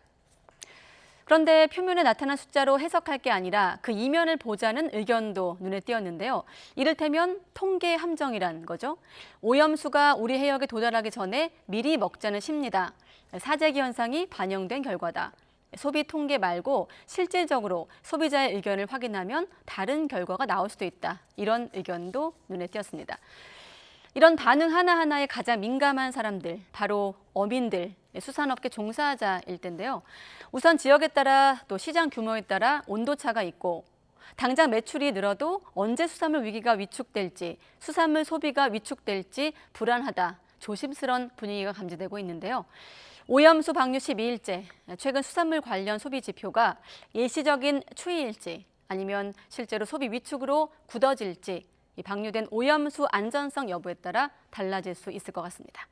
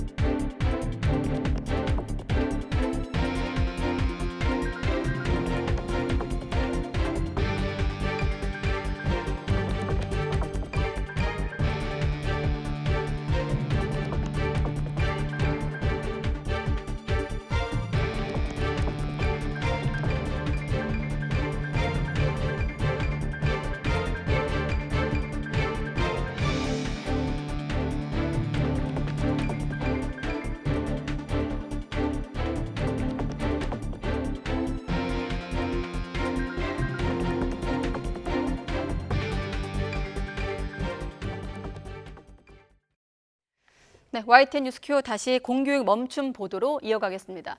서울 서희초등학교 교사가 숨진 지 49일이 됐지만 교사가 사망까지 이른 원인은 아직 명확히 드러나지 않고 있습니다. 특히 범죄 혐의가 성립하는지를 중심으로 판단하는 경찰 수사가 진상규명 과정에 얼마나 역할을 할 수 있을지 회의적인 시선도 많습니다. 우종훈 기자의 보도입니다. 지난 7월 서울 서희초등학교에서 교사가 숨진 직후 여러 의혹이 쏟아졌습니다. 이 가운데 숨진 교사가 유서를 남겼다거나 학급의 유력 정치인의 자녀가 있었다는 풍문은 일단 사실무근으로 드러났습니다. 이후 경찰 수사의 초점은 학부모들의 괴롭힘이 있었는지, 있었다면 교사의 극단적 선택에 어떤 영향을 줬는지 규명하는 데 맞춰졌습니다. 특히 교사 사망 엿새 전 수업 도중 한 학생이 다른 학생의 이마를 연필로 그은 일이 문제의 핵심으로 부상했습니다. 교사가 연루된 학생들의 부모와 여러 차례 통화하고 이 과정에서 동료 교사에게 고충을 토로한 사실이 확인된 겁니다.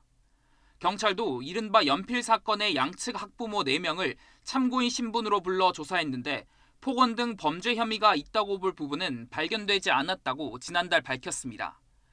그러자 유족과 교원단체는 경찰이 사건 초기엔 교사의 죽음을 개인 문제로 치부하려 하더니 이제 수사를 끝내기도 전에 무혐의 처분할 뜻을 언론을 통해 내비쳤다며 반발했습니다. 무엇보다 연필로 다른 학생을 다치게 한 학생의 어머니가 경찰관이라는 것도 수사를 향한 불신을 키웠습니다.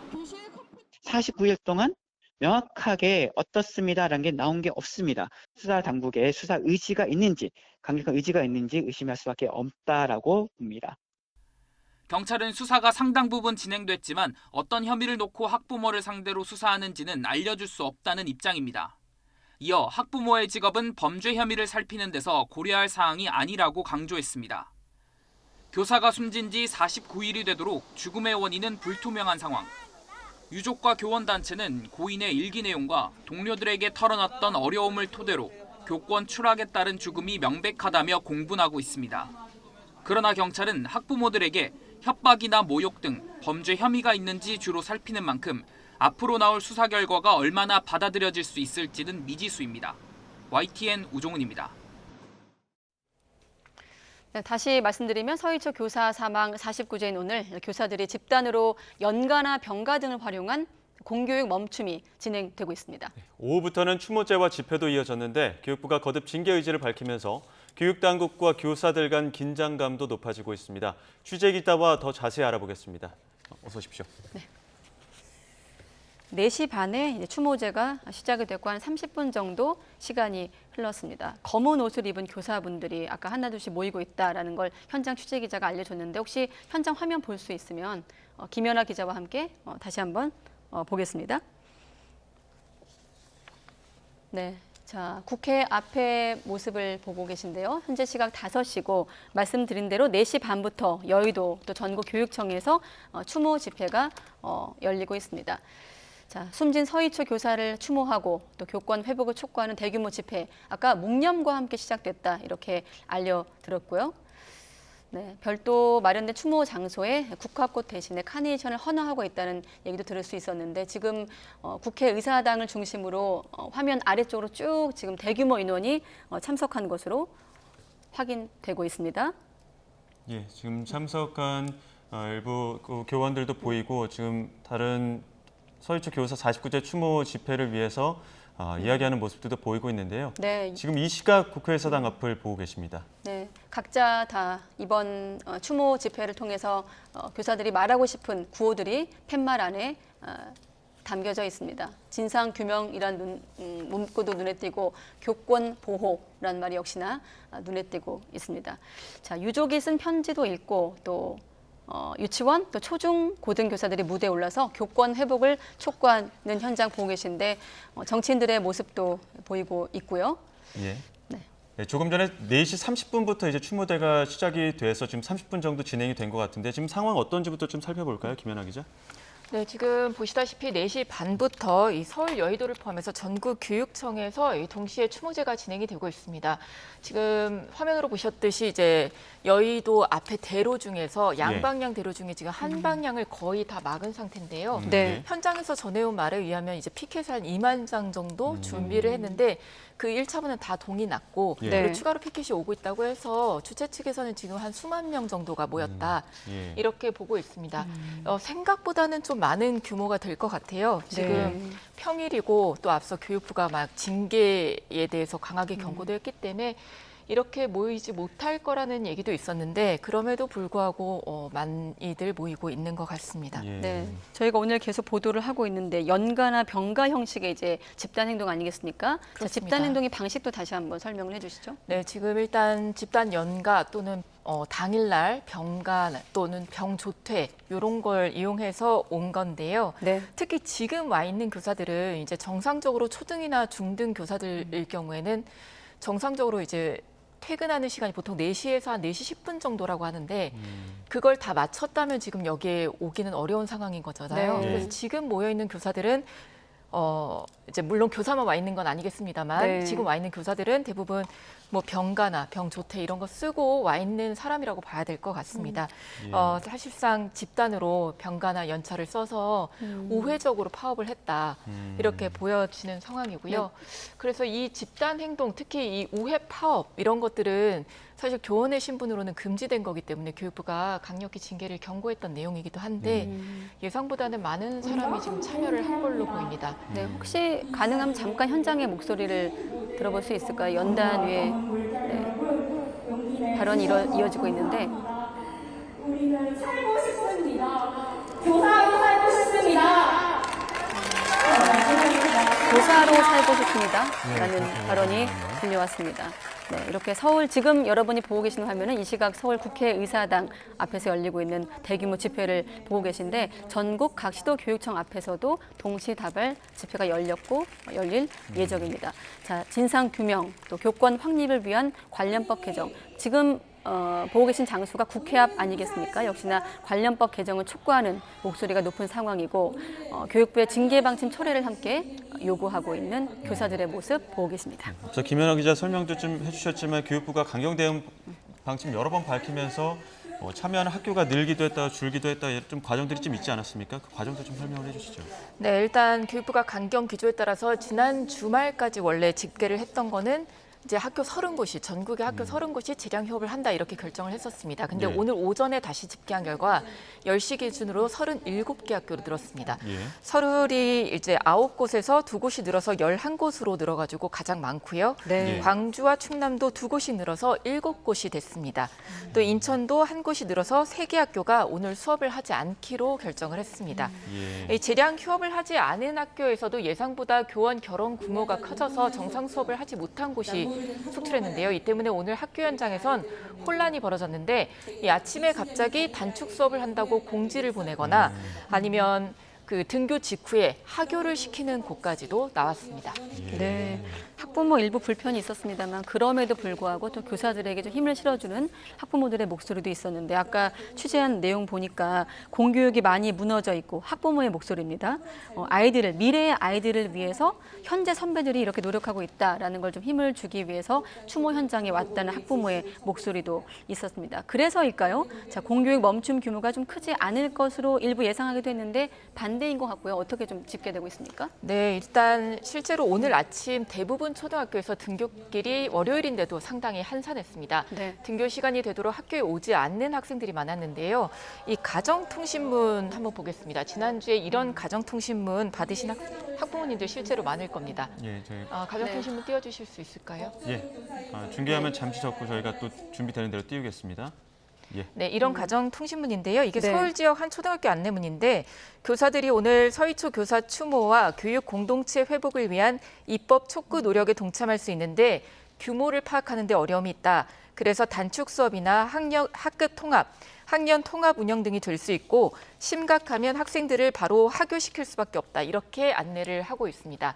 그래서 이제 어떻게 될지 모르니까 아예 안전하게 휴가를 내고 가정보육을 택하거나 아니면은 이제 이런 교육권 회복 취지에 공감해서 체험학습을 신청했던 가정들이 많았던 것으로 보입니다. 저희가 아침에 만났던 학부모들 이야기 좀 들어보시겠습니다. 체험학습 맨 애들이 한 반 정도 된대요. 그래서 애들이 없대요. 저는 딴 학교 여기 문제가 있으면 여기도 다 쉬고 같이 가서 힘을 합해야 된다고 생각합니다. 너무 이렇게 열악하다는 건 몰랐어요.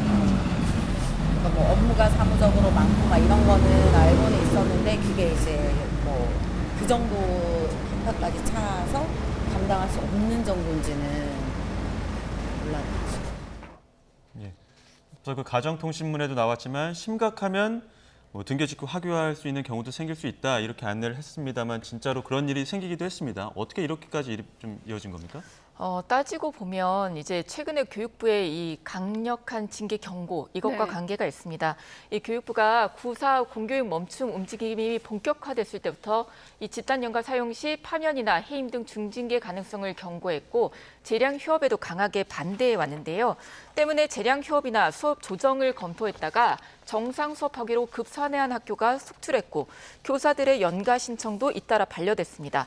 그런데 오늘 아침에 보니까 결국 적지 않은 교사가 병가나 병조퇴하는 식으로 대응을 했던 겁니다. 그러니까 연가는 학교장의 승인을 받아야 해서 다 반려가 됐기 때문에 결국 못 갔지만 그 병가나 병조퇴는 사후에 이제 내가 이런 진단서 받았다 이렇게 제출을 하면 되는 거거든요.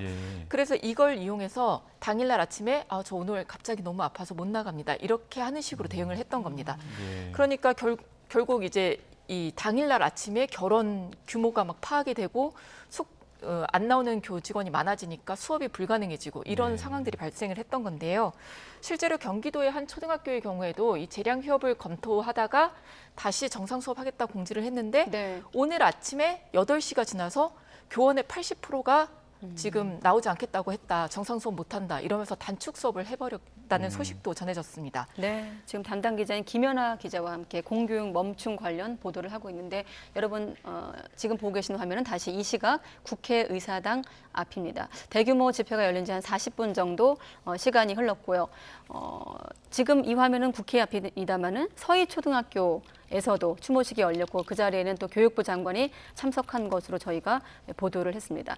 이 자리에서 이주호 장관 현장 교사 목소리에 귀를 기울이겠다고 밝혔고 앞으로 좀 일정도 조율해서 참여하겠다는 입장을 밝혔는데 아까 교원의 80%가 나오지 않겠다라고 했거든요. 사실상 공교육이 멈췄다 이렇게 볼 수 있겠네요. 네, 그렇습니다. 이 아까 등교 직후에 학교했다는 학교 뭐 광주에 있다고 하고 경기도나 서울에서도 이런 학교들이 속출을 했거든요. 그러니까 뭐 등교 학교나 아니면 갑작스런 단축 수업 이 정도까지는 아니어도 대부분 이제 초등학교에서 2-3개 학급이나 학년을 통합해서 운영하거나 아니면 뭐 영화를 본다든가 이런 식으로 사실상의 돌봄 수업을 진행한 곳들이 많았습니다. 네. 휴업만 하지 않았을 뿐이지 학교별로 얼마나 많은 교원이 병가를 내거나 조퇴할지 알 수가 없으니까 대체 수업 일정도 짤 수 없고 그러니까 최소한의 인원으로 이제 수업을 할 수 있는 방안을 마련을 했던 건데요.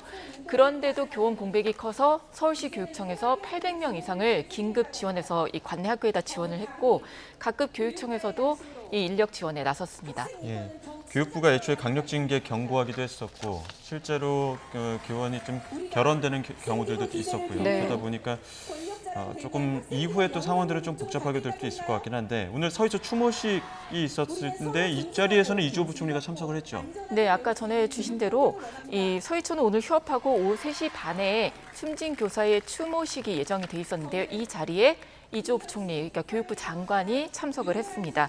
이 부총리는 추도사에서 우리가 이 자리에서 추모식을 하는 건 더 좋은 학교가 되길 바랐던 선생님의 간절했던 소망을 잊지 않기 위해서라면서 더 이상 교사들이 홀로 어려움과 마주하지 않도록 함께하고 현장 교사들의 목소리에 귀 기울이며 교육 전반을 면밀하게 살펴보겠다고 밝혔습니다. 이 부총리가 오늘 추도사 하기 전에 눈물을 보이기도 했습니다. 이 때문에 추도사가 살짝 지연이 되기도 했는데 대신 그런 가운데 이제 추모객 가운데 일부가 부총리가 추모사를 하려고 단에 올라서니까 이렇게 등을 돌리고 앉으면서 이 최근에 이 교육부의 징계 발언과 교권 대책 등에 대한 불만 이런 것을 표출하기도 했습니다. 오늘 추도식에는 이 부총리 외에 조희연 서울시 교육감과 임태희 경기도 교육감이 참석했고 윤재옥 국민의힘 원내대표, 박광원 더불어민주당 원내대표, 이정미 정의당 대표 등 정치권에서도 참석해서 교권 보호 입법에 속도를 내겠다고 다짐했습니다. 네, 조금 전에 김연아 기자가 학부모가 등을 돌리기도 했고 또 이주호 부총리가 눈물을 흘리기도 했다고 했거든요. 각각의 의미가 있지 않겠습니까? 학부모가 등을 돌리신 데도 이유가 있을 거고 또 이주호 부총리의 눈물도 좀 궁금한데 자, 추모식에 참여했다는 건 교육부의 어떤 강경 기조에 변화가 있을 수도 있다 이런 해석이 되는데 어떨까요? 그런 얘기가 나오고는 있는데 아직 단정하기는 좀 섣부른 상황입니다. 사실 이 부총리가 어제 긴급 호소문을 발표하기도 했는데요. 약간 달라진 모습을 보이긴 했거든요.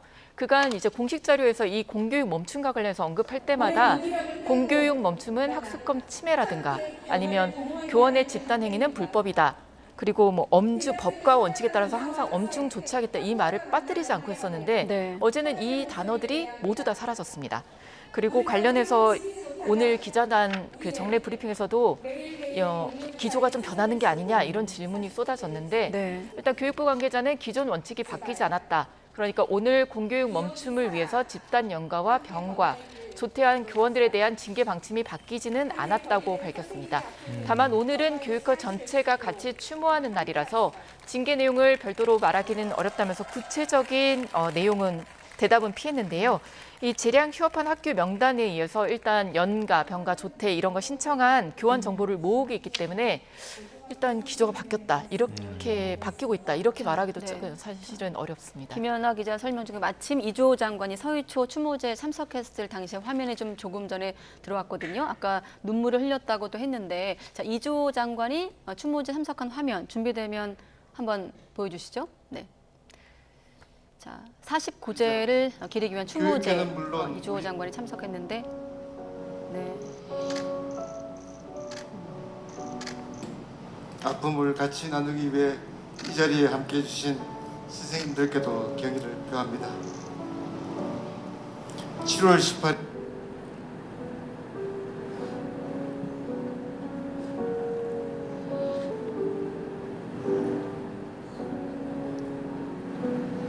눈물을 흘리고 목이 메서 말을 잇지 못하는 화면이네요. 조희영 교육감의 모습도 보이고요. 일단 이 자리에서 현장 교사 목소리에 귀를 기울이겠다고 부총리가 언급을 했습니다. 예, 지금까지 어떤 강경 대응 입장과는 조금 좀 기조가 사뭇 다른 느낌이긴 한데 네. 그러다 보니까 또 좀 지금까지와는 어떤 대응 기조가 달라지지 않을까 이렇게 기대하는 목소리 좀 나오는 것 같기도 하고요. 근데 어찌됐든 간에 이제 오늘 병가나 조퇴를 쓴 교사들은 여전히 징계 대상이라는 거 아닙니까? 일단은 그렇습니다. 원칙이 바뀌지 않았기 때문에 병가나 조퇴 이런 것들 여전히 징계 대상에 포함되어 있습니다. 네. 병가나 조퇴는 일단 개인의 권리기는 하지만 교원의 집단 행동은 위법이라서 이게 문제가 될 수 있습니다. 이 때문에 일부 학교에서는 학교장이 이 병가 신청했을 때 병가 내도 나중에 위치 추적하면 집회 같은 거 다 나온다. 문제가 될 수 있다면서 병가를 철회하라고 얘기했다는 교원들도 있었는데요. 뭐 위치 추적은 사실 엄연히 수사기관의 역할이기 때문에 교육부가 할 수 있는 일은 아니고요. 다만 교육부가 예고한 대로 형사고발을 하면 이제 연차나 병가, 조퇴 사용한 교사들에 대해서 다 정말로 징계를 하겠다, 형사고발하겠다 해서 고발을 하면 이제 그때 수사기관에 넘어가서 그게 문제가 될 수는 있지만 일단 지금 상황에서는 위치 추적 얘기는 조금 과한 얘기들이 오가고 있는 것 같고요. 네. 다만 이때도 이제 공교육 만약에 실제 이제 징계가 진행이 된다고 해도 공교육 멈춤에는 동참을 했지만 집회 현장에 가지 않았다면 내가 정말로 병가로 쉰 건데 이걸 집단행동 동참인지 아닌지 어떻게 하냐 이거에 다툼이 생길 수 있고 또 집회 현장에 갔더라도 이게 집단행동이냐를 놓고도 또 법리 싸움이 벌어질 수 있거든요. 그러니까 이게 일단 징계 절차가 시작되면 갈등이 커질 수 있다. 이렇게 볼 수 있습니다. 근데 일단 교원과는 별개로 이제 학부모에 대해서는 교육부가 말을 한 게 있는데요. 오늘 체험학습을 신청한 학부모에 대해서 과태료가 부과된다는 얘기가 있었습니다. 근데 일단 체험학습은 법령상 허용하는 교육의 방식이라서 과태료 부과 대상이 아니다라고 분명하게 밝혔고요. 숨진 교사가 근무했던 서희초는 급박한 사유에는 휴업이 인정된다고도 밝혔습니다. 자, 이번 추모에 대해서 추모 분위기엔 정치권도 대체로 공감을 합니다만 아까 그 추모제 현장에서도 정치인들의 모습이 보였거든요. 다만 정부의 대응에 대해서는 여야 해석이 좀 다른 상황이기 때문에 교육부가 어떤 판단을 할지 앞으로 주목되는데 일단은 지금은 원칙대로 하겠다는 입장이거든요. 그런데 그 원칙대로 다 징계가 되면 정말 또 다른 혼란으로 이어지는 건 아닙니까? 네, 맞습니다. 실제로 이제 제가 안건으로 뭐 공론화된 건 아니어서 말씀드릴 수는 없지만 만약에 교사들이 이제 징계 정말로 하면 이렇게 하자라고 말하는 내용들이 있거든요. 근데 그 중에서는 정말 큰 혼란이 빚어질 것들도 있습니다. 그래서 이 교권 회복을 위해서 이 합심했던 교육부가 징계를 놓고 지금 분열하는 양상을 보이고 있는 건데 징계를 한다고 보면 교육부가 일단 징계 대상을 골라내는 과정에서부터 갈등이 커질 때고 징계 요청을 해도 교육청 중에는 징계 안 하겠다 거부하는 곳도 있을 수 있거든요.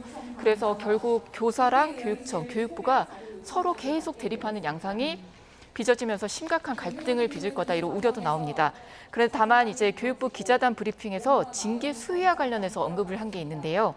연가와 병가 사용과 더불어서 학생의 수업권이 얼마나 침해됐는지를 같이 보겠다. 징계 수위 결정할 때 이걸 같이 본다 이렇게 했는데 교원이 부족해서 진행하는 이 병합 수업이나 단체 수업을 정상 수업의 한 방법이라고 언급을 했거든요.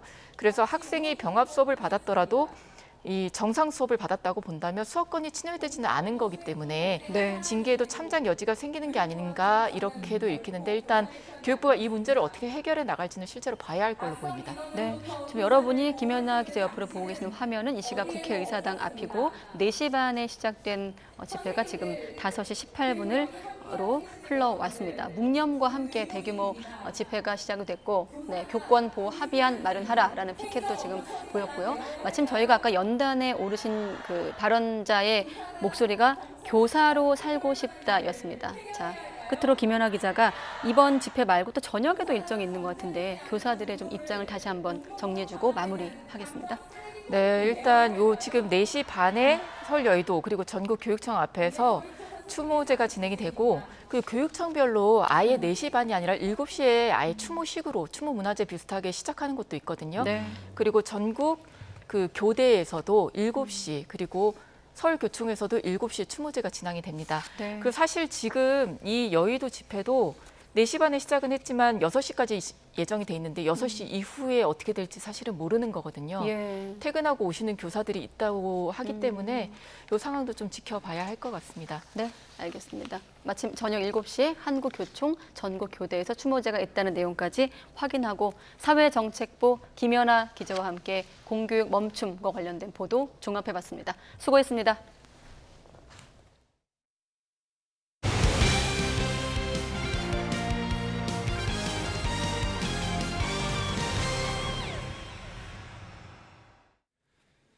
세계 농구의 강국들이 모두 출전하는 세계 선수권에서 우리 선수가 최우수 선수로 뽑힌 적이 있다는 사실 아십니까? 1967년 여자 농구 세계 선수권에서 전 세계 선수 중 최고의 자리에 올랐던 전설적인 스타 박신자 여사가 뜻깊은 고국 방문에 나섰습니다. 허재원 기자가 보도합니다. 네 나라 10팀이 출전한 국제대회로 치러진 박신자컵 농구대회. 어느덧 8순을 훌쩍 지난 우리나라 농구의 전설적인 스타 박신자 여사가 자신의 모습을 형상화한 우승 트로피를 건넵니다. 미국에 거주 중인 박 여사는 박신자컵 첫 회 대회가 열렸던 2015년 이후 8년 만에 고국을 찾았습니다. 그동안 10년 동안 떠나 있는 동안에 많은 친구들이 세상을 떠났어요. 그래서 내가 아직도 이렇게 좀 걷고 할 수 있을 때 가서 봐야 되겠다 그랬더니 박신자 여사는 우리나라 스포츠 역사에 길이 남을 전설적인 스타입니다. 1967년 세계선수권에서 우리 대표팀의 준우승을 이끌고 최우수 선수의 영광을 안았습니다. 2021년에는 아시아인으로는 사상 처음으로 국제농구연맹 명예의 전당 선수 부문에 헌액됐습니다. 농구는 제 인생의 전부였습니다. 큰 선물을 받은 것 같습니다. 기쁩니다. 8년 만에 다시 찾은 고국에서 박 여사는 손녀뻘 선수들의 활약을 지켜보며 미소 지었고 모처럼 그리웠던 가족들도 만나며 뜻깊은 시간을 보냈습니다. 한국 농구의 살아있는 전설은 언제 다시 찾아올지 모르는 고국 방문을 마무리하며 후배들을 향해 따뜻한 마지막 덕담을 전했습니다. 열심히 해줬으면 좋겠어요. 다음에는 박신자가 아니라 다른 선수의 이름으로 컵을 할 수 있으면 제가 나중에라도 아주 기뻐할 것 같아요. YTN 허재원입니다. 최근 주춤하고 있지만 꼴찌에서 2위까지 치고 올라간 KT 위즈의 힘은 무엇보다 강한 마운드입니다. 특히 승리를 지키는 마무리 투수 김재윤의 활약이 눈부신데요. 이지은 기자가 만나봤습니다. 지난 봄 최하위에서 어느새 선두 LG를 위협하고 있는 KT 위즈. 무섭기까지 한 KT의 상승세를 뒷받침하는 건 강한 투수진입니다. 선발뿐 아니라 홀드 1위 박영영과 4년 연속 20세이브 기록을 세운 마무리 김재윤이 든든하게 버티고 있습니다.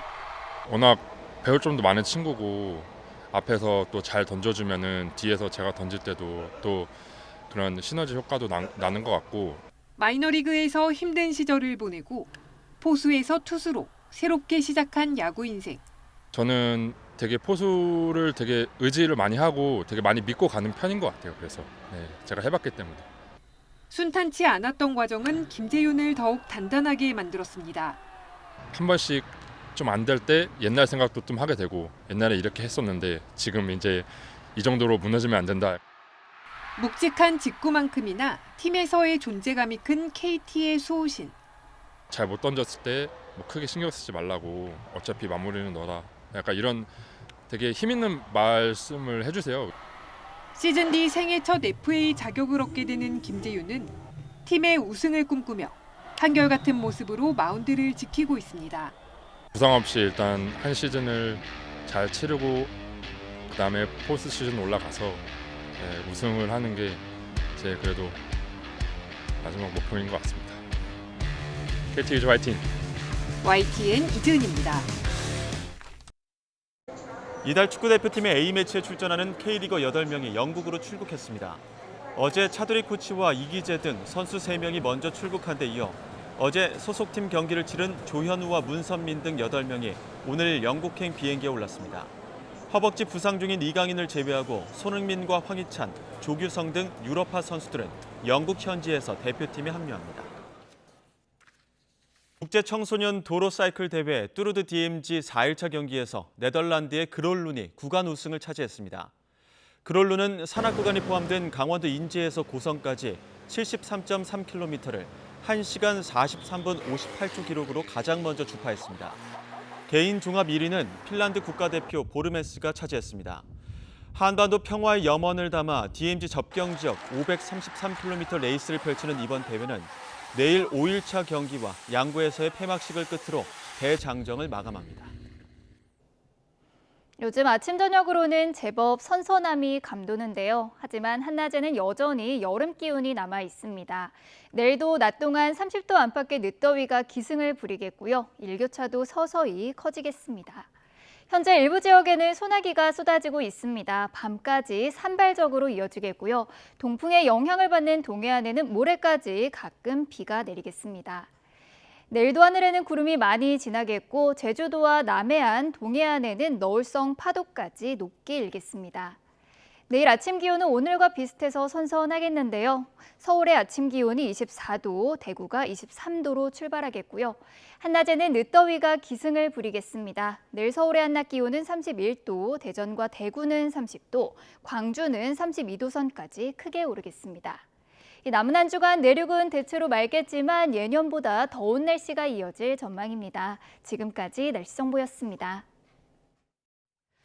네, 가장 빠른 종합 뉴스 뉴스큐 마치겠습니다. 이어서 이브닝 뉴스가 방송됩니다. 시청해주신 여러분 고맙습니다.